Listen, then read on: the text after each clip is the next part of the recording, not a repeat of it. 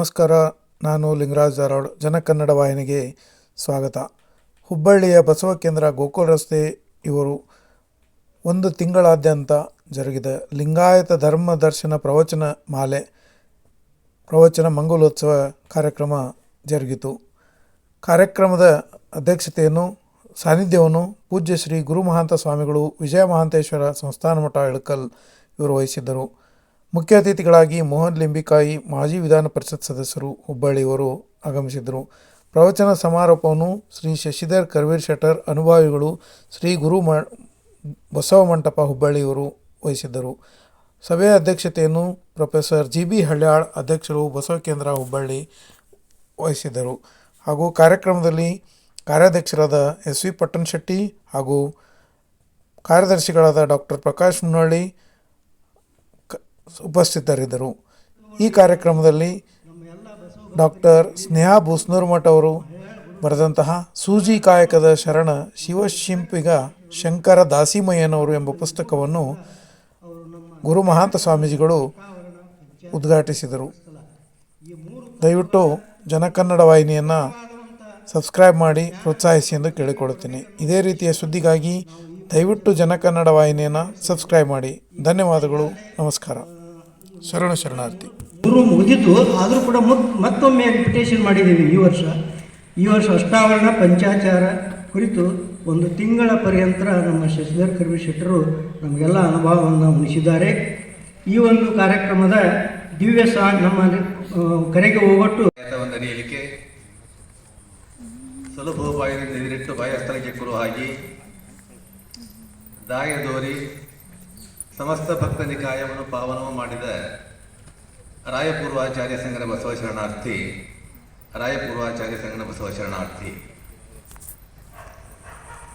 ತಿಂಗಳ ಪರ್ಯಂತ ಲಿಂಗಾಯತ ಧರ್ಮದ ದರ್ಶನವನ್ನು ತಾವೆಲ್ಲ ಅತ್ಯಂತ ಆಸಕ್ತಿಯಿಂದ ಕೇಳಿ ತಿಳಿದುಕೊಂಡಿದ್ದೀರಿ. ಈ ಮಂಗಲೋತ್ಸವದ ಸಮಾರಂಭಕ್ಕೆ ದಿವ್ಯ ಸಾನ್ನಿಧ್ಯ ವಹಿಸಿರುವಂತಹ ಪರಮ ಪೂಜ್ಯರು ಶ್ರೀ ಗುರು ಮಹಾಂತ ಸ್ವಾಮಿಗಳವರ ಪಾದಾರ ಬಿಂದುಗಳಲ್ಲಿ ಪಡಮಟ್ಟು ಇಂದಿನ ಮಂಗಲೋತ್ಸವ ಸಮಾರಂಭದ ಮುಖ್ಯ ಅತಿಥಿಗಳಾಗಿ ಆಗಮಿಸಿರುವಂತಹ ಮಾಜಿ ವಿಧಾನ ಪರಿಷತ್ ಸದಸ್ಯರಾಗಿರುವಂತಹ ಜನಪ್ರಿಯ ವಕೀಲರೂ ಹೌದು ಮತ್ತು ನಮ್ಮ ಬಸವ ಕೇಂದ್ರದ ಎಲ್ಲ ತೊಂದರೆಗಳನ್ನು ನಿವಾರಿಸಿದಂಥ ಸನ್ಮಾನ್ಯ ಮೋಹನ್ ಲಿಂಬಿಕಾಯಿ ಅವರೇ, ಈಗಾಗಲೇ ನಿಮಗೆ ಗೊತ್ತಿರುವಂಥ ವಿಷಯ. ಇದಕ್ಕಿಂತ ಮುಖ್ಯವಾಗಿ ನಾನು ಒಂದು ವಿಷಯ ಹೇಳಲಿಕ್ಕೆ ಬಯಸ್ತಾ ಇದ್ದೇನೆ. ನಮ್ಮ ಕೇಂದ್ರ ಪ್ರಾರಂಭವಾಗಿ 25 ವರ್ಷಗಳನ್ನು ಕಳೆದಿದೆ.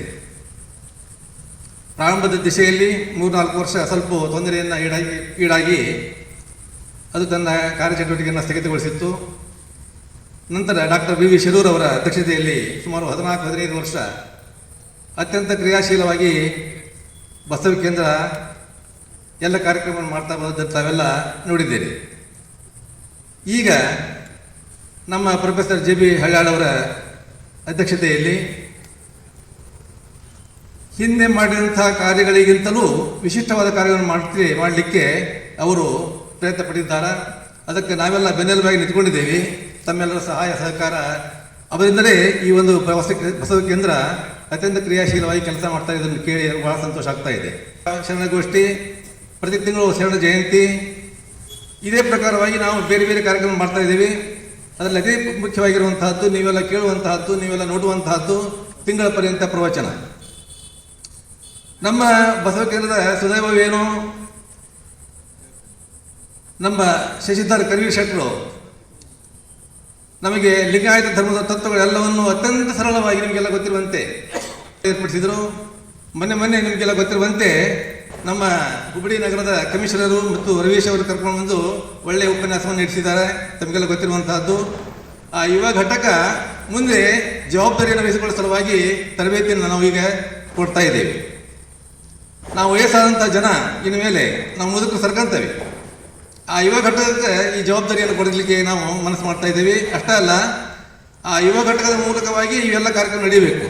ಆ ಹಿನ್ನೆಲೆ ಇಟ್ಕೊಂಡು ನಾವು ಈ ಕೆಲಸವನ್ನು ಮಾಡ್ತಾ ಇದ್ದೇವೆ. ನಾವು ಇದರ ಜೊತೆಗೆ श्रीगुरुबसवलिङ्गाय नमः। श्रीगुरुबसवलिङ्गाय नमः। श्रीगुरुबसवलिङ्गाय नमः। श्रीगुरुबसवलिङ्गाय नमः। श्रीगुरुबसवलिङ्गाय नमः। श्रीगुरुबसवलिङ्गाय नमः। श्रीगुरुबसवलिङ्गाय नमः। 24ರಲ್ಲಿ ಅವರದೇ ಆದಂತಹ ಒಂದು ಲಿಂಗಾಯತ ವಿಶ್ವವಿದ್ಯಾಲಯ ಬಸವ ಮಂಟಪ ಅನುಭವ ಮಂಟಪ ಪ್ರಸಾರಾಂಗ ಬಸವ ಕಲ್ಯಾಣ ಇದರಿಂದ ಈ ಪ್ರಸಾರಾಂಗದಿಂದ ಈ ಕೃತಿ ಪ್ರಕಟಣೆಗೊಂಡಿದ್ದು ಇದೀಗ ತಮ್ಮ ಸಮ್ಮುಖದಲ್ಲಿ ಈ ಕೃತಿ ಬಿಡುಗಡೆಯಾಗಿದೆ. ವಿಶ್ವಗುರು ಬಸವಣ್ಣನವರ ಹಿರಿಯ ಸಮಕಾಲೀನರಾದಂಥ ನಿಜಶರಣ ಶಂಕರದಾಸಮಯ್ಯನವರ ಮೇಲೆ ನಾನು PhD ಅಧ್ಯಯನವನ್ನು ಕೈಕೊಂಡು 1999ರಲ್ಲಿ ಕರ್ನಾಟಕ ವಿಶ್ವವಿದ್ಯಾಲಯಕ್ಕೆ ಶಂಕರದಾಸಮಯ್ಯನವರ ಕುರಿತಾಗಿಯೇ ನಾನು ಸಂಶೋಧನೆಯನ್ನು ಕೈಕೊಂಡು ಆ ಪ್ರಬಂಧವನ್ನು ನಾನು ಸಾದರಪಡಿಸಿದ್ದು ಉಂಟು. ಈ ಕೃತಿ ಹಲವಾರು ಬಾರಿ ಪ್ರಕಟಣೆಗೊಂಡದ್ದಾಗಿದೆ. ಈಗ ಪರಮ ಪೂಜ್ಯರ ಅಪ್ಪಣೆಯ ಮೇರೆಗೆ ಎಲ್ಲರಿಗೂ ಒಂದು ತಲುಪುವ ಹಾಗೆ ಒಂದು ಕೃತಿಯನ್ನು ಬರೆದುಕೊಡಿ ಅಂತ ಅವರು ಅಪ್ಪಣೆ ಮಾಡಿದ್ದಕ್ಕಾಗಿ ನಾನು ಈ ಕೃತಿಯನ್ನು ಬರೆಯತಕ್ಕಂತಹ ಒಂದು ಸಂದರ್ಭ ಬಂದೊದಗಿತ್ತು. ಅದೀಗ ನಮ್ಮ ಬಸವ ಕೇಂದ್ರದ ಅಧ್ಯಕ್ಷರು ಇದನ್ನು ಇಲ್ಲೇ ಬಿಡುಗಡೆ ಮಾಡೋಣ ರೀ ಅಂತ ಅವರು ಹೇಳಿದ ತಕ್ಷಣ ಆಗಲಿ ಸರ್ ಅಂತ ತಿಳ್ಕೊಂಡು ನಾನು ಇವತ್ತು ಇಲ್ಲಿ ಅವರ ಪರಮ ಪೂಜ್ಯರ ಒಂದು ಸನ್ನಿಧಿಯಲ್ಲಿ ಆ ಪುಸ್ತಕವನ್ನು ತಂದಿದ್ದೇನೆ. ನಾವು ಲಿಂಗಾಯತರು ಬಸವಣ್ಣನೆ ಸ್ಥಾಪಿಸಿದ ಧರ್ಮದವರು. ಲಿಂಗಾಯತರು ನಾವು ಲಿಂಗಾಯತರು ಬಸವಣ್ಣನೆ ಸ್ಥಾಪಿಸಿದ ಧರ್ಮದವರು. ಇಷ್ಟಲಿಂಗವನಷ್ಟೇ ಪೂಜಿಸುವವರು, ವ್ಯಷ್ಟಿ ಸಮಷ್ಟಿ ಕಲ್ಯಾಣಕ್ಕೆ ಶ್ರಮಿಸುವವರು, ಮರ್ತ್ಯದಲ್ಲಿ ಅಮರ್ತ್ಯವ ಕಾಣುವವರು, ಮೂರ್ತಿ ಪೂಜೆಯ ಗೊಡವೆಗೆ ಹೋಗದವರು, ಮೂರ್ತಿ ಪೂಜೆಯ ಗೊಡವೆಗೆ ಹೋಗದವರು. ಲಿಂಗಾಯತರು ನಾವು ಲಿಂಗಾಯತರು ಬಸವಣ್ಣನೆ ಸ್ಥಾಪಿಸಿದ ಧರ್ಮದವರು. ಜಾತಿ ಮತ ಭೇದಗಳ ಗಣಿಸದವರು, ನೀತಿ ಮತವನ್ನೇ ಪ್ರತಿಪಾದಿಸುವವರು, ದೇವರೊಬ್ಬನೇ ಎಂಬುದ ನಂಬಿದವರು, ದೇವರೊಬ್ಬನೇ ಎಂಬುದ ನಂಬಿದವರು, ಮಾನವ ಕುಲವೊಂದೆಂದು ತಿಳಿದವರು, ಮಾನವ ಕುಲವೊಂದೆಂದು ತಿಳಿದವರು. ಲಿಂಗಾಯತದಲ್ಲಿ ವಿಶೇಷ ಸಾಧನೆಯನ್ನು ಮಾಡಿ ಸಮಾಜಕ್ಕೆ ಅಥವಾ ಆಯ್ಕೆ ಮಾಡಿರುವಂಥ ಆ ಒಂದು ಕ್ಷೇತ್ರಕ್ಕೆ ವಿಶೇಷವಾದಂತಹ ಕೊಡುಗೆಯನ್ನು ಕೊಡುವ ಪೂರ್ವದಲ್ಲಿ ಸುಮಾರು ವರ್ಷಗಳ ಕಾಲ ಅವರು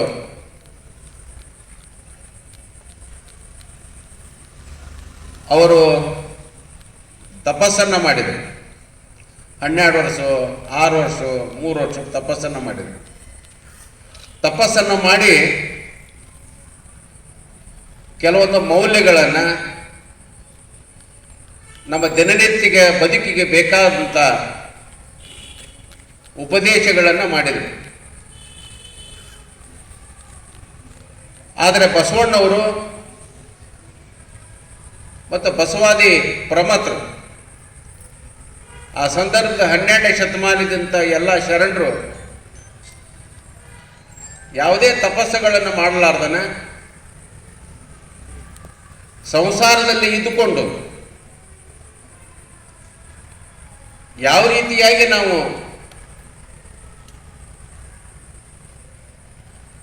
ನಮ್ಮ ಬದುಕನ್ನು ಹಸನು ಮಾಡ್ಕೋಬೋದು, ಸಮಾಜವನ್ನು ಬದಲಾವಣೆ ಮಾಡ್ಬೋದು, ಸಮಾಜದಲ್ಲಿರುವಂಥ ಅನಿಷ್ಟಗಳನ್ನು, ಮೂಢನಂಬಿಕೆಗಳನ್ನು ದೂರ ಮಾಡ್ಬೋದು, ಕಂದಾಚಾರಗಳನ್ನು ತೆಗೆದು ಹಾಕ್ಬೋದು ಅನ್ನೋದ್ರ ಬಗ್ಗೆ ಬಸವಾದಿ ಪ್ರಮಥರು ಯಾವುದೋ ತಪಸ್ಸುಗಳನ್ನು ಮಾಡಲಾರ್ದನ ದಿನನಿತ್ಯ ನಾವು ಏನೇನ ನಾವು ಚಟುವಟಿಕೆಗಳನ್ನು ಮಾಡ್ತೇವೆ, ವ್ಯಾಪಾರಸ್ಥ ಇರ್ಬೋದು, ಕುಟುಂಬಸ್ಥ ಇರ್ಬೋದು, ಗೃಹಿಣಿಯಾಗಿರ್ಬೋದು, ಒಬ್ಬ ಪ್ರಾಧ್ಯಾಪಕ ಆಗಿರ್ಬೋದು, ಒಬ್ಬ ನ್ಯಾಯವಾದಿ ಆಗಿರ್ಬೋದು, ಅವರ ತಮ್ಮ ತಮ್ಮ ಉದ್ಯೋಗದಲ್ಲಿ ಯಾವ ರೀತಿಯ ತತ್ವಗಳನ್ನು ಪಾಲನೆ ಮಾಡಬೇಕು, ಆ ತತ್ವಗಳನ್ನು ಪಾಲನೆ ಮಾಡುವುದರ ಮೂಲಕ ತಮ್ಮ ಗುರಿಯನ್ನು ಸಾಧಿಸಬಹುದು ಅಂತ ಅನ್ನೋದಕ್ಕೆ ಕಾಯಕವೇ ಕೈಲಾಸ ಅಂತ ಹೇಳಿದ್ರು, ಅರಿವೇ ಗುರು ಅಂತ ಹೇಳಿದ್ರು. ಸತ್ಯವನ್ನು ನುಡಿಯುವುದೇ ದೇವಲೋಕ ಅಂತ ಹೇಳಿದ್ರು, ಮಿಥ್ಯವನ್ನು ನುಡಿಯುವುದೇ ಮೃತ್ಯುಲೋಕ ಅಂತ ಹೇಳಿದ್ರು. ನಾನೊಬ್ಬ ನ್ಯಾಯವಾದಿಯಾಗಿ ಬಹಳಷ್ಟು ಸಂದರ್ಭದಲ್ಲಿ ಇದನ್ನು ಉಲ್ಲೇಖ ಮಾಡಿದ್ದೇನೆ. ಕಳಬೇಡ, ಕೊಲಬೇಡ, ಉಸಿಯನ್ನು ಹಿಡಿಯಲು ಬೇಡ, ತನ್ನ ಬಣ್ಣಿಸಲು ಬಿಡಿ, ಇದ್ರ ಅಳಿಯಲು ಬೇಡ, ಏನಿದೆ ಅಲ್ಲ ಅದರಲ್ಲಿ. ನಾವು ಅಧ್ಯಯನ ಮಾಡಬೇಕಾದ್ರೆ ಒಂದು ಭಾರತೀಯ ದಂಡ ಸಂಹಿತೆ ಅಂತಿದೆ. ಅದರಲ್ಲಿರುವಂಥ 80 ಕಲಮುಗಳು ಅದು ಒಂದೇ ಒಂದು ವಚನದಾಗದ, ಒಂದೇ ವಚನದೊಳಗೆ. ಅದನ್ನು 12 ಶತಮಾನದಾಗ ಹೇಳ್ಯಾರ. ಅದಕ್ಕೆ ಕಾನೂನಾಗಿ ಬರಬೇಕಾದ್ರೆ ಮುಂದೆ ಅದು 700 ವರ್ಷ ಬಂತು, 1868 ಇಸ್ವಿಗೆ ಬಂತದ್ದು. ಅಂದರೆ ಈ ಸಮಾಜಕ್ಕೆ ಏನು ಅವಶ್ಯಕತೆ ಇದೆ, ಏನು ಅನಿವಾರ್ಯತೆ ಇದೆ ಅನ್ನೋದನ್ನು ಬಸವಣ್ಣವರು ಅವಾಗಲೇ ಮನಗಂಡಿದ್ರು ಅಂತ ನನಗೆ ಅನಿಸುತ್ತೆ. ಇನ್ನೊಂದು ಮಾತನ್ನು ಹೇಳಬೇಕಾಗತ್ತೆ. ಸಾಹಿತ್ಯ, ತತ್ವ, ಜ್ಞಾನ ಅಂತಂದ್ರೆ ಮಹಾಕಾವ್ಯಗಳ ಮೂಲಕ ನಮಗೆ ತತ್ವಗಳು ಬರ್ತಾವು, ಮತ್ತು ಹಳಗನ್ನಡಗಳ ಮೂಲಕ ಬರ್ತಾವು. ಗದಾಯುದ್ಧ ಇರ್ಬೋದು, ಮಹಾಯುದ್ಧ ಇರ್ಬೋದು, ಹರಿಶ್ಚಂದ್ರ ಕಾವ್ಯ ಇರ್ಬೋದು, ಯಾವುದೂ ತಿಳಿಲಾರ್ದಂಥವು. ಬಹುತೇಕವಾಗಿ ನಮಗೆ ಹೈಸ್ಕೂಲ್ನೊಳಗೆ, ಕಾಲೇಜ್ನಾಗಿದ್ದಾಗ ಭಾಳ ಅಂದ್ರೆ ಶ್ರೀ ಗುರು ಬಸವಲಿಂಗಾಯ ನಮಃ. ಶ್ರೀ ಗುರು ಬಸವಲಿಂಗಾಯ ನಮಃ. ಶ್ರೀ ಗುರು ಬಸವಲಿಂಗಾಯ ನಮಃ. ನಿಮಗೆ ನಮ್ಮೆಲ್ಲರ ಪ್ರೀತಿ ವಿಶ್ವಾಸ ದೊರಕುವಂತಾಗಲಿ. ಶ್ರೀ ಗುರು ಬಸವಲಿಂಗಾಯ ನಮಃ. ನಿಮ್ಮ ದಾಸೋಹ ಸೇವೆ ನಿರಂತರ ಸಾಗಲಿ. ಶ್ರೀ ಗುರು ಬಸವಲಿಂಗಾಯ ನಮಃ. ನಿಮ್ಮಿಂದ ಸಮಾಜಕ್ಕೆ ಒಳಿತಾಗಲಿ. ಶ್ರೀ ಧನ್ಯವಾದ. ಹಿಂದಿ ಇದರೊಳಗೆ ನೂರು ಜನ ಅಂತ ಹೇಳ್ತಾರೆ, ದುನಿಯಾ ಹೈ ಮೇರೆ ಪೀಚೆ ಲೈಕಿನ್ ಮೈ ತೆರೆ ಪೀಚೆ ಅಪನೇ ಬನಾಲೋ ಮೇರಿ ಜಾನ್ ಅಂತೇಳಿ. ಅದರ ಅಕ್ಕವಾಗಿ ವಚನದಲ್ಲಿ ಒಂದು ನಾವು ನೋಡ್ತೀವಿ, ಜಗವ ಸುತ್ತಿ ಹೋದು ಎನ್ನಯ್ಯ ಮಾಯೆ, ಎನ್ನ ಮನ ಸುತ್ತಿ ಹೋದು ನಿನ್ನಮಯ ಮಾಯೆ ಅಂತೇಳಿ. ಇದನ್ನು ಎಲ್ಲ ನಮ್ಮ ಯಂಗ್ಸ್ಟರ್ಸ್ ಎಲ್ಲ ಅದನ್ನು ತಿಳ್ಕೊಬೇಕು. ಬಸವ ತತ್ವ ಅಂದರೆ ಭಾಳ ನಾವು ಏನೇ ಕೆಲಸ ಮಾಡಿದ್ರು, ಅಣ್ಣವ್ರು ಹೇಳಿದರು, ಅವರ ಒಂದು ನ್ಯಾಯ ಅಂದರೆ ಅವ್ರ ಎಡ್ಯುಕೇಟ್ ಫೀಲ್ಡಲ್ಲಿ ಕಲಂ ಬಂತಂತ ಹೇಳಿ ನಾವು ಜರ್ಮನ್ಗೆ ಕರ್ನಾಟಕ ಗೌರ್ಮೆಂಟ್ನಿಗೆ ಜರ್ಮನಿಗೆ ಕಳಿಸಿದ್ದು ಬೆಸ್ಟ್ ಎನ್ಪೋರ್ನರ್ ಅಂತೇಳಿ.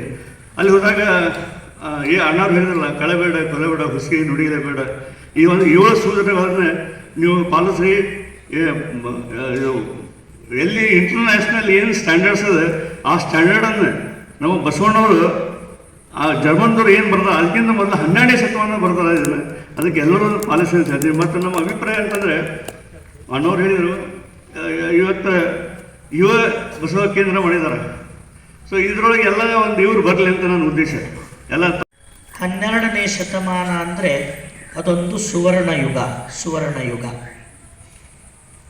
ಹಿಂದೆಂದೂ ಕಂಡರಿಯದ, ಕೇಳರಿಯದ ಅದ್ಭುತವಾಗಿರ್ತಕ್ಕಂಥ ಒಂದು ಸಂಗತಿ ಘಟಿಸಿರ್ತಕ್ಕಂಥ ಅಪೂರ್ವವಾಗಿರ್ತಕ್ಕಂಥ ಒಂದು ಪರ್ವಕಾಲ ಅದು.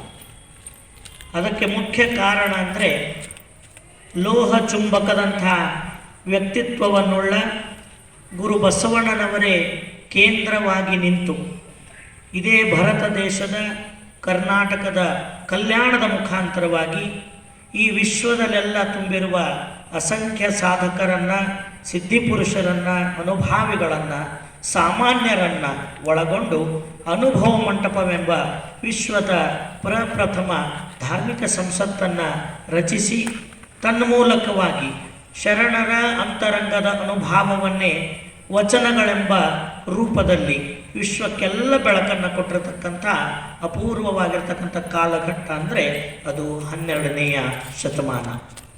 ಇಂಥ 12ನೇ ಶತಮಾನದ ಅನುಭವ ಮಂಟಪದ ಮುಂದೆ ವೈರಾಗ್ಯ ನಿಧಿ ಮಹಾದೇವಿ ಅಕ್ಕ ಬಂದು ನಿಂತು ಶರಣೆಯರಿಂದ ತುಂಬಿರುವ ಅನುಭಾವಿಗಳ ಸಂಗಮವೇ ತಾನಾಗಿರುವ ಅನುಭವ ಮಂಟಪವನ್ನು ಕಂಡು ಹೃದಯ ತುಂಬಿ ಮನ ತುಂಬಿ ಅಕ್ಕ ಒಂದು ವಚನ ಹೇಳ್ತಾಳೆ. ಏನು ಹೇಳ್ತಾಳೆ ಅಕ್ಕ ಅಂದರೆ, ಆಡುವುದು ಪಾಡುವುದು, ಹೇಳುವುದು ಕೇಳುವುದು, ನಡೆಯುವುದು ನುಡಿಯುವುದು, ಸರಸ ಸಮ್ಮೇಳನವಾಗಿಪ್ಪುದಯ್ಯ, ಶರಣರೊಡನೆ ಚನ್ನಮಲ್ಲಿಕಾರ್ಜುನಯ್ಯ, ನೀ ಕೊಟ್ಟ ಆಯುಷ್ಯ ಉಳ್ಳನಕ್ಕರೆ ಈ ಲಿಂಗಸುಖಿಗಳ ಸಂಘದಲ್ಲಿ ದಿನಂಗಳ ಕಳೆವೆನು. ಎಲ್ಲಿ ಉಡುತಡಿ, ಎಲ್ಲಿ ಕಲ್ಯಾಣ, ಉಡುತಡಿಯಿಂದ ಕಲ್ಯಾಣದವರೆಗೆ ಕಾಲ್ನಡಿಗೆಯಿಂದ ಕ್ರಮಿಸಿ ಬಂದದ್ದು ವೈರಾಗ್ಯ ನಿಧಿ ಮಹಾದೇವಿ ಅಕ್ಕ. ಅಕ್ಕನ ಆ ಬರುವಿಕೆಗೆ ಮುಖ್ಯ ಕಾರಣ ಪರಮಾತ್ಮ ಕೊಟ್ಟಿರ್ತಕ್ಕಂಥ ಆಯುಷ್ಯವನ್ನು ಸಾರ್ಥಕಗೊಳಿಸಬೇಕಾದ್ರೆ ಲಿಂಗಸುಖಿಗಳೆನಿಸಿದ ಶರಣರ ಸಂಘದಲ್ಲಿ ದಿನಗಳನ್ನು ಕಳಿಬೇಕು ಅಂತ ಅಕ್ಕ ಉಡುತಡಿಯಿಂದ ಕಲ್ಯಾಣದೆಡೆಗೆ ಬಂದಳು. ಅಕ್ಕನ ಈ ಒಂದು ವಚನ ನಮಗೆಲ್ಲ ಒಂದು ಹೊಸ ಬೆಳಕನ್ನು ನಮ್ಮ ಬದುಕಿನಲ್ಲಿ ಮೂಡಿಸ್ತದೆ. ಏನು ಒಂದು ಹೊಸ ಜಾಗೃತಿಯ ಬೆಳಕನ್ನು ಮೂಡಿಸ್ತೈತಂದರೆ, ನಾವೆಲ್ಲರೂ ಕೂಡ ಸೃಷ್ಟಿಕರ್ತನಾದ ಪರಮಾತ್ಮನಿಂದ ಒಂದು ಅದ್ಭುತವಾದ ಸಂಪತ್ತನ್ನು ಪಡ್ಕೊಂಡು ಬಂದೀವಿ. ಅದೇನು ಅಂದರೆ ನಮ್ಮ ಆಯುಷ್ಯ ಅನ್ನತಕ್ಕಂಥದ್ದು ಬಹಳ ಅದ್ಭುತವಾದ ಸಂಪತ್ತನ್ನು ಪಡ್ಕೊಂಡ್ಬಂದೀವಿ. ಅಂಥ ಆಯುಷ್ಯವನ್ನು ಹೆಂಗೆ ಕಳಿಬೇಕು, ಈ ಆಯುಷ್ಯಕ್ಕೊಂದು ಅರ್ಥ ಹೆಂಗೆ ತಂದು ಕೊಡಬೇಕು ಅನ್ನೋದನ್ನು ಅಕ್ಕ ಮಹಾದೇವಿ ತಾಯಿ ನಮಗೆಲ್ಲ ಈ ವಚನದ ಮುಖಾಂತರವಾಗಿ ಬೋಧಿಸ್ತಾರೆ. ನೀ ಕೊಟ್ಟ ಆಯುಷ್ಯ ಉಳ್ಳನ್ನಕ್ಕರೆ ಈ ಲಿಂಗಸುಖಿಗಳ ಸಂಘದಲ್ಲಿ ದಿನಗಳನ್ನು ಕಳೆದರೆ ಆ ಆಯುಷ್ಯಕ್ಕೊಂದು ಅರ್ಥ ಬರ್ತದೆ. ಪರಮಾತ್ಮ ನಮಗೆ ಆಯುಷ್ಯ ಕೊಟ್ಟದ್ದಕ್ಕೂ ಒಂದು ಸಾರ್ಥಕತೆ ಆಗ್ತದೆ. ಯಾವ ಜನನ ಮತ್ತು ಮರಣಗಳ ಮಧ್ಯದಲ್ಲಿರ್ತಕ್ಕಂಥ ಈ ಅವಧಿಯನ್ನು ಆಯುಷ್ಯ ಅಂತ ಕರಿತೀವಲ್ಲ, ಇದನ್ನು ಸುಮ್ಮನೆ ಲೌಕಿಕದ ವ್ಯವಹಾರಕ್ಕಾಗಿ, ಕೀರ್ತಿ ವಾರ್ತೆಗಳ ಪ್ರತಿಷ್ಠೆಗಾಗಿ, ಸಂಸಾರ ವ್ಯಾಮೋಹಕ್ಕಾಗಿ ಸಮಯವನ್ನೇನಾದ್ರು ನಾವು ಕಳೆದ್ವಿ ಅಂದ್ರೆ ಇದು ಬರೀ ಒಂದು ಪ್ರವಾಸ ಆಗ್ತೈತೆ. ನಮ್ಮ ಬದುಕು ಹುಟ್ಟಿನಿಂದ ಸಾವಿನ ಕಡೆಗೆ ಒಂದು ಪ್ರವಾಸ. ಈ ಬದುಕಿನಲ್ಲಿ ಯಾವುದನ್ನು ನಮ್ಮ ಶರಣರು ನಿಷೇಧಾರ್ಥಕವಾಗಿ ಮಾಡಿಟ್ಟಾರ ಅಂಥ ನಿಷೇಧಗಳನ್ನೇನಾದ್ರೆ ನಾವು ಆಚರಿಸಿಬಿಟ್ಟಿವಂದ್ರೆ ಇಲ್ಲ ಸಲ್ಲದ ಪಾಪ ಕರ್ಮಗಳಿಗೆ ಗುರಿ ಹಾಕ್ತೀವಿ. ಅದರ ಪರಿಣಾಮ ಕೇವಲ ಯಾತನೆ, ಕೇವಲ ದುಃಖ. ಯಾವುದನ್ನು ಶರಣರು ಬೇಡ ಅಂದಾರಲ್ಲ ಅದನ್ನು ಮಾಡಿದರೆ ಕೇವಲ ದುಃಖ, ಕೇವಲ ಯಾತನೆ. ಅವಾಗ ಈ ಬದುಕು ಏನು ಅನ್ನಿಸ್ಕೊಂತೈತಂದ್ರೆ ಬರೀ ಪ್ರಯಾಸ. ಇದು ಒಂದು ಬರೀ ಪ್ರಯಾಸ. ಹಾಗಾದ್ರೆ ಈ ಪ್ರವಾಸನೂ ಆಗಬಾರ್ದು, ಪ್ರಯಾಸನೂ ಆಗಬಾರ್ದು. ಈ ಬದುಕು ಒಂದು ಸಾಹಸವಾಗಿ ಮಾರ್ಪಡಬೇಕಾದ್ರೆ, ಈ ಬದುಕು ಒಂದು ಸಾಹಸ ಆಗಬೇಕಾದ್ರೆ ಇದಕ್ಕೆ ಅತ್ಯಂತ ಅವಶ್ಯಕವಾಗಿರ್ತಕ್ಕಂಥದ್ದು ಶರಣರ ಸಂಘ. ಶರಣರ ಸಂಘ ಅನ್ನತಕ್ಕಂಥದ್ದು ಈ ಬದುಕಿನ ಅದ್ಭುತವಾಗಿರ್ತಕ್ಕಂಥ ಮೌಲ್ಯಗಳನ್ನು ನಮ್ಮೊಳಗೆ ಬಿತ್ತಿ ಬೆಳೆದು ನಮ್ಮ ಅಂತರಂಗದ ಮರವೆಯನ್ನೆಲ್ಲ ನೀಗಿಸಿ ನಮ್ಮಲ್ಲಿ ಅರಿವಿನ ಬೆಳಕನ್ನು ಹೊತ್ತಿಸಿ ಶರಣತ್ವದೆಡೆಗೆ ನಮ್ಮನ್ನು ಕೊಂಡೊಯ್ತಕ್ಕಂಥ ಶಕ್ತಿ ಯಾರಿಗಿದೆ ಅಂತ ಕೇಳಿದರೆ ತಮ್ಮ ತಾವರಿತ ಸ್ವಯಲಿಂಗಮೂರ್ತಿಗಳೆನಿಸಿದ ಶರಣರಿಗೆ ಆ ಶಕ್ತಿ ಇದೆ. ಅಂಥ ಶರಣರ ಸಂಘದಲ್ಲಿ ದಿನಗಳ ಕಳೆಯುವುದು, ಅಂಥ ಶರಣರ ಬೋಧೆಯ ಪ್ರಕಾರವಾಗಿ ಈ ಬದುಕನ್ನು ನಡೆಸ್ತಕ್ಕಂಥದ್ದು ಮಾತ್ರವೇ ಈ ಆಯುಷ್ಯಕ್ಕೆ, ಈ ಭವಿಷ್ಯಕ್ಕೆ ಒಂದು ಅರ್ಥವನ್ನು ತಂದುಕೊಡುತ್ತದೆ. ಆ ನೆಲೆಯಲ್ಲಿ ಅಂಥ ಶರಣರು ಇವತ್ತು ನಮಗೆಲ್ಲ ವಚನಗಳ ಮುಖಾಂತರವಾಗಿ ದರ್ಶನವನ್ನು ಕೊಡ್ತಾರೆ. ವಚನಗಳ ಸ್ವಾಧ್ಯಾಯದ ಮುಖಾಂತರವಾಗಿ ನಾವು ಆ ಶರಣರ ಸಂಘವನ್ನು ನಿತ್ಯವಾಗಿ ನಿರಂತರವಾಗಿ ಮಾಡ್ತಾ ಸಾಗಬೇಕು. ಯಾಕೆ ಈ ಮಾತು ಹೇಳಬೇಕಾಗ್ತಾಯಿದೆ ಅಂದ್ರೆ, ಇವತ್ತಿಗೆ ಒಂದು ತಿಂಗಳಿನಿಂದ ಪ್ರತಿ ದಿವಸ ನಾವೆಲ್ಲ ಶರಣರ ಅಂಗವಾಗಿ ನೆಲೆಗೊಂಡ ಅಷ್ಟಾವರಣಗಳನ್ನು, ಪ್ರಾಣ ಸ್ವರೂಪವೆನಿಸಿದ ಪಂಚ ಆಚಾರ ತತ್ವಗಳನ್ನು ಪ್ರತಿ ದಿವಸ ಎಲ್ಲ ಶರಣರ ವಚನಗಳ ಸಾಧಾರದೊಂದಿಗೆ ಚಿಂತನ ಮಾಡ್ತಾ ಬಂದೀವಿ. ಹಾಗಾದ್ರೆ ಇವತ್ತಿಗೆ ಪ್ರವಚನ ಮಂಗಲ ಆಯಿತು ಅಂದ್ರೆ, ಪ್ರವಚನ ಮುಕ್ತಾಯ ಆಯಿತು ಅಂದ್ರೆ, ಆ ವಚನಗಳ ಆ ದರ್ಶನ, ಆ ತತ್ವ ಸಿದ್ಧಾಂತಗಳ ಅನುಸಂಧಾನ ಇಲ್ಲಿಗೆ ಕೊನೆ ಆಯಿತು ಅಂತ ನಾವು ಭಾವಿಸಬಾರ್ದು. ಇದು ಇವತ್ತಿಗೆ ಪ್ರವಚನ ಮಂಗಲವಾದರೆ ಮನೆಯಲ್ಲಿ ನಿತ್ಯ ವಚನಗಳ ಸ್ವಾಧ್ಯಾಯ ಆರಂಭ ಆಗಬೇಕು. ನಾಳೆ ಇವತ್ತಿಗೆ ಪ್ರವಚನ ಮಂಗಲ, ಆದರೆ ವಚನಗಳ ಸ್ವಾಧ್ಯಾಯ ಆರಂಭ. ನಮ್ಮ ಆಯುಷ್ಯದ ದಿನಗಳನ್ನು ಶರಣರೊಂದಿಗೆ ಕಳೆಯೋದು ಅಂದರೆ, ಆ ಶರಣರು ತಮ್ಮ ಅಮೂಲಾಗ್ರವಾಗಿರ್ತಕ್ಕಂಥ ತತ್ವ ಸಿದ್ಧಾಂತಗಳನ್ನು, ಆ ಬದುಕನ್ನು, ಆ ಬೋಧನೆಯನ್ನು ವಚನಗಳೊಳಗೆ ದಾಖಲಿಸಿಟ್ಟಾರೆ. ವಚನ ಆಗಲಿಕ್ಕೆ ಕಾರಣ ಅವರಲ್ಲಿ ಬಡತನ ಇಲ್ಲ. ಒಂದು ಕಾಲಕ್ಕೆ 100 ಎಕರೆ ಜಮೀನನ್ನು ಹೊಂದಿರುವ ಶ್ರೀಮಂತ ವರ್ಗದವರು ಅಂದ್ರೆ ನಾವು ಲಿಂಗಾಯತರೇ. ಯಾರಾದರೂ ಮಾರವಾಡಿಗಳು ಬಂದಿಲ್ಲಿ ವ್ಯಾಪಾರ ಮಾಡ್ತಾರಂದ್ರೆ ಲಿಂಗಾಯತರ ಮನೆಯಾಗ ಸಾಲ ತಗೊಂಡೋಗಿ ವ್ಯಾಪಾರ ಮಾಡುವಂಥ ಸಂದರ್ಭ ಇತ್ತು. ಅಷ್ಟು ಒಳ್ಳೆ ಕಾಯಕ ಸಮೃದ್ಧಿಯಿಂದ ತುಂಬಿದ ಧರ್ಮ ನಮ್ಮದು. ಸಾಕಷ್ಟು ಜಮೀನುಗಳು ನಮ್ಮ ಜನರದೇ ಇತ್ತು, ಒಳ್ಳೆ ವ್ಯಾಪಾರಗಳು ಇತ್ತು. ಇಷ್ಟೆಲ್ಲ ಇಟ್ಟುಕೊಂಡು ಕೂಡ ಇವರು ಬಡತನಕ್ಕಾಗಿ ಮತಾಂತರ ಆದವರಲ್ಲ, ಯಾವುದೇ ಆಸೆ ಆಮಿಷಗಳಿಗೆ ಮತಾಂತರ ಆದವರಲ್ಲ. ಅಲ್ಲಿ ಸ್ಪಷ್ಟವಾಗಿ ಕಲಬುರಗಿಯವರೊಂದು ಮಾತು ಹೇಳ್ತಾರೆ, ತಮ್ಮ ಸ್ವಧರ್ಮ ತತ್ವಗಳ ಪೂರ್ಣ ಜ್ಞಾನವಿಲ್ಲದ ಕಾರಣಕ್ಕೆ ಇವರು ಮತಾಂತರ ಆದವರು. ತಮ್ಮ ಧರ್ಮದ ಹಿರಿಮೆ, ತಮ್ಮ ಧರ್ಮದ ಶ್ರೇಷ್ಠತೆ ಏನಂತ ಇವರಿಗೆ ತಿಳಿದೇ ಇಲ್ಲ. ಮತ್ತೊಂದು ಧರ್ಮೀಯರು ಬಂದು ಕೆಲವೊಂದು ಮಾನವೀಯ ಮೌಲ್ಯಗಳನ್ನು ಕುರಿತು ಒಂದೆರಡು ಮಾತು ಹೇಳಿದ ಕೂಡಲೇ ಅಂಥ ಧರ್ಮ ಅಂತ ಇವರು ಆ ಕಡೆಗೆ ಪಲಾಯನ ಆದರು. ಆದರೆ ಇಡೀ ವಿಶ್ವಕ್ಕೆ ಮಹಾಮಾನವತಾವಾದವನ್ನು ಬೋಧಿಸಿದ ಪರಮ ಮಹಾಮಾನವತಾವಾದಿ ಗುರು ಬಸವಣ್ಣನವರು ಅನ್ನೋದನ್ನು ಇವರೆಲ್ಲ ಅರ್ಥ ಮಾಡ್ಕೊಳ್ಳೋದ್ರಾಗ ವಿಫಲರಾಗಿದ್ರು. ಇದನ್ನು ಇವತ್ತು ಯಾಕೆ ನಾವು ಗಮನಿಸಬೇಕಂದ್ರೆ, ಬಸವಾದಿ ಶರಣರ ತತ್ವ ಸಂದೇಶಗಳು ಅವರು ವಚನದೊಳಗದಾವ. ಆ ವಚನಗಳನ್ನೇ ಮುಖ್ಯ ಆಧಾರವಾಗಿಟ್ಟುಕೊಂಡು ಆ ವಚನಗಳಿಗಿರುವ ಧಾರ್ಮಿಕ, ಆಧ್ಯಾತ್ಮಿಕ, ಸಾಮಾಜಿಕ, ಶೈಕ್ಷಣಿಕ, ವೈಜ್ಞಾನಿಕ, ವೈದ್ಯಕೀಯ ಎಲ್ಲ ಆಯಾಮಗಳನ್ನು ಬಿಚ್ಚಿ ಈ ಸಮಾಜದ ಮುಂದಿರ್ತಕ್ಕಂಥ ಪ್ರಯತ್ನವನ್ನು ಇವತ್ತು ನಾವು ಮಾಡಿದ್ದೆ. ಆದರೆ ಆ ಶರಣರ ವಚನಗಳಲ್ಲಿರ್ತಕ್ಕಂಥ ಸಮಗ್ರವಾದ, ಸರ್ವತೋಮುಖವಾದ ವ್ಯಕ್ತಿತ್ವ ವಿಕಾಸದ ಚಿಂತನೆಗಳು ನಮ್ಮ ಜನರನ್ನು ಮುಟ್ತವ. ಶ್ರೀ ಗುರು ಬಸವಲಿಂಗಾಯ ನಮಃ. ಈ ಪಂಚಾಚಾರಗಳಲ್ಲಿ ವಿಶೇಷವಾದಂಥ ನಾವು ಆಚರಿಸಬೇಕಾದಂಥದ್ದು ಲಿಂಗಾಚಾರ, ಶಿವಾಚಾರ ಮತ್ತು ಭೃತ್ಯಾಚಾರ. ಶಿವಾಚಾರದಲ್ಲಿ ಒಂದೆರಡು ನಮ್ಮ ಇಳಕಲಪ್ಪನವರ ಒಂದೆರಡು ಉದಾಹರಣೆಗಳನ್ನು ಇಲ್ಲಿ ನಾನು ಪ್ರಸ್ತುತಪಡಿಸಲು ಇಚ್ಛೆಪಡ್ತೇನೆ. 1999 ಇಸ್ವಿಯಲ್ಲಿ ಕಲ್ಯಾಣ ನಾಡಿನ ಪರಿಷತ್ತನ್ನು ಅವರು ಪ್ರತಿ ವರ್ಷ ಬೇರೆ ಬೇರೆ ಕಡೆ ಮಾಡ್ತಿದ್ರು. ದೆಹಲಿಯಲ್ಲಿ ಕೂಡ ಮಾಡಿದರು, ಮುಂಬೈಯಲ್ಲಿ ಮಾಡಿದರು, ಸೊಲ್ಲಾಪುರದಲ್ಲಿ ಮಾಡಿದರು, ಹಾಗೆ ಬೀದರಲ್ಲಿ ನಡೆದಂಥ ಸಂದರ್ಭ. ಅಲ್ಲಿ ದಲಿತ ಮುಖಂಡರಾದಂಥ ರಾಮ್ ವಿಲಾಸ್ ಪಾಸ್ವಾನ್ ಮತ್ತು MP ಆದಂಥ ಸ್ವಾಮಿ ಅಗ್ನಿವೇಶ್ ಇವರೆಲ್ಲ ಇದ್ದರು. ಆವಾಗ ಮಾತಾಡ್ತಾ ಎಲ್ಲ ಸ್ವಾಮಿಗಳು ಅನುಭವಗಳು ಬಸವ ತತ್ವವನ್ನು ಹೇಳಿದರು.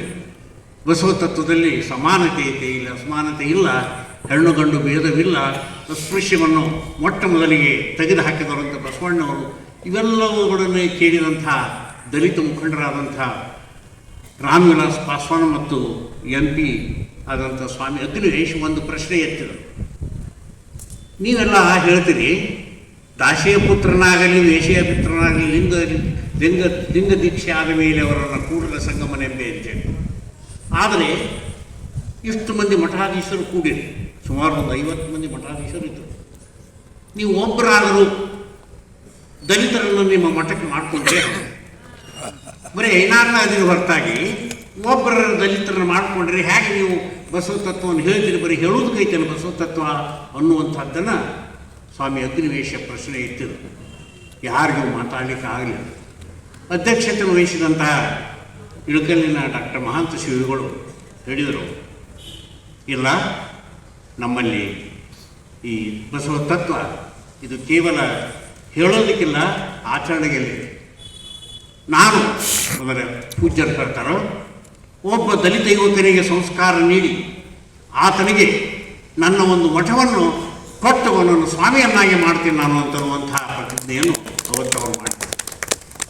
ಹಾಗೆ ಹೇಳಿದ ಹಾಗೆಯೇ ಸಿದ್ದಯ್ಯನ ಕೋಟೆ, ಚಿತ್ರದುರ್ಗದಲ್ಲಿರುವಂಥ ಸಿದ್ದಯ್ಯನ ಕೋಟೆಯಲ್ಲಿ ಡಾಕ್ಟರ್ ಬಸವಲಿಂಗ ಸ್ವಾಮಿಗಳು ಅವರು SC ST ಬಂದಂಥವರು ಅಂಥವ್ರನ್ನ ಒಬ್ಬ ಸ್ವಾಮಿಯನ್ನು ಮಾಡಿದ್ದಾರೆ.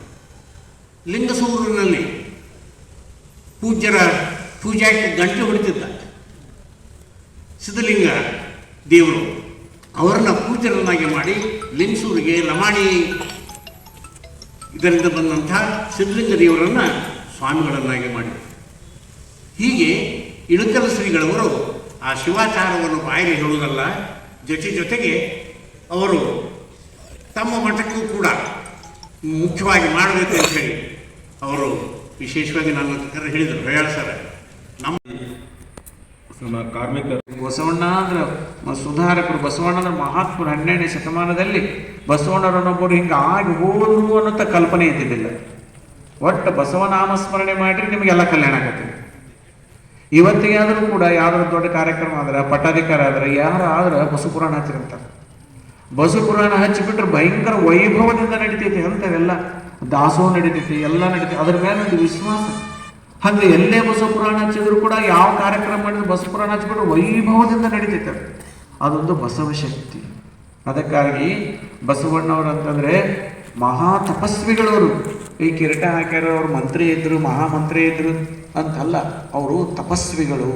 ತಪಸ್ವಿಗಳು ಅಂತಂದ್ರೆ ನಾವು ಸನ್ಯಾಸಿಗಳಾಗಿರ್ಬೇಕು, ಮತ್ತು ಲಗ್ನ ಮಾಡ್ಕೊಂಡಿರಬಾರ್ದು, ಬ್ರಹ್ಮಚಾರಿಗಳಾಗಿರ್ಬೇಕು, ಆನಂತರ ಗಡ್ಡಿಗೆ ಅನಿಸುತ್ತಿದ್ದಿರಬೇಕು, ನಾರು ಬಟ್ಟೆ ಹುಟ್ಟಿರ್ಬೇಕು, ಅಥವಾ ಇಲ್ಲ ಅಂದ್ರೆ ಈ ಬಿಳೆ ಬಟ್ಟೆ ಹುಟ್ಟಿರ್ಬೇಕು, ಈ ಕಾವಿ ಬಟ್ಟೆ ಹುಟ್ಟಿರ್ಬೇಕು. ಹಿಂಗೆ ಒಂದು ಕಾನ್ಸೆಪ್ಟ್ ಐತೆ ನಮ್ಗೆ. ತಪಸ್ವಿಗಳಂದ್ರೆ ಹಿಂಗಿರ್ಬೇಕಂತಂದು. ತಪಸ್ವಿಗಳಂದ್ರೇನು, ಗಡ್ಡ ಬಿಟ್ಟಿರ್ಬೇಕು, ಕಾವಿ ಬಿಟ್ಟಿರ್ಬೇಕು, ಕಮ್ಮಂಡಲ ಹಿಡಿದಿರ್ಬೇಕು, ಇಲ್ಲೊಂದು ಗಂಡ ಹಿಡಿರ್ಬೇಕು. ಹಿಂಗೆ ಸನ್ಯಾಸಿಗಳು ಬಂದ್ರೆ ಅಂದ್ರೆ ಇವರು ತಪಸ್ವಿಗಳು. ಹಿಂಗೊಂದು ಕಾನ್ಸೆಪ್ಟು ಬಸವಣ್ಣವ್ರಿಗಿಂತ ಪೂರ್ವದಲ್ಲಿ ಇಂಥ ಕಾನ್ಸೆಪ್ಟ್ ಇತ್ತು. ಯಾರು ಚಲೋ ಡ್ರೆಸ್ ಹಾಕೊಂಬಂದ್ರೆ, ಪ್ಯಾಂಟ್ ಹಾಕೊಂಬಂದ್ರೆ, ಶರ್ಟ್ ಹಾಕೊಂಬಂದ್ರೆ, ಕೋಟ್ ಹಾಕೊಂಬಂದ್ರೆ, ಟೈ ಹಾಕೊಂಬಂದ್ರೆ, ಈಗ ಯಾರೊಬ್ಬರಿಗೆ ಫ್ಯಾಷನ್ ಡ್ರೆಸ್ ಬಂದವು, ಹೆಣ್ಮಕ್ಳಿಗೆ ಭಯಂಕರ ಫ್ಯಾಷನ್ ಡ್ರೆಸ್ ಬಂದವು, ಹಾಕೊಂಬಂದ್ರೆ ನಾವು ತಪಸ್ವಿಗಳಂತ ಕರಿತೀವಿ. ಅವ್ರನ್ನ ಕರೆಯಂಗಿಲ್ಲ. ಭೋಗಿಗಳಂತೆ, ಇಲ್ಲ ಸಂಸಾರಿಕ ಲೌಕಿಕರಂತ ಕರಿತೀವಿ. ಸನ್ಯಾಸಿ ಇದ್ದರೆ ಸಾಕೊಂಬಂದ್ಬಿಟ್ರೆ ಸನ್ಯಾಸಿ, ಅಲೌಕಿಕವಾದ ಮನುಷ್ಯ, ಆಧ್ಯಾತ್ಮಿಕ ಮನುಷ್ಯ, ತಪಸ್ವಿ ಅಂತ ಕರಿತೀವಿ. ಇದೊಂದು ಬಸವಣ್ಣವ್ರಿಗಿಂತಲೂ ಪೂರ್ವದೊಂದು ಕಾನ್ಸೆಪ್ಟ್ ತಯಾರಾಗಿತ್ತು ಇದೊಂದು. ಅದಕ್ಕೆ ಬಸವಣ್ಣವ್ರು ಬಂದು ಏನು ಮಾಡಿದ್ರೆ, ತಪಸ್ಸು ಅನ್ನೋದು ಬಹಿರಂಗದ ಡ್ರೆಸ್ ಮೇಲೆ ಅವಲಂಬಿತ ಅಲ್ಲಪ್ಪ. ಈ ಡ್ರೆಸ್ ನೋಡಿ ಇವರು ತಪಸ್ವಿಗಳು ಅನ್ನೋದು ಭಾಳ ತಪ್ಪೈತಿ ಅಂದ್ರೆ ಬಸವಣ್ಣವರು.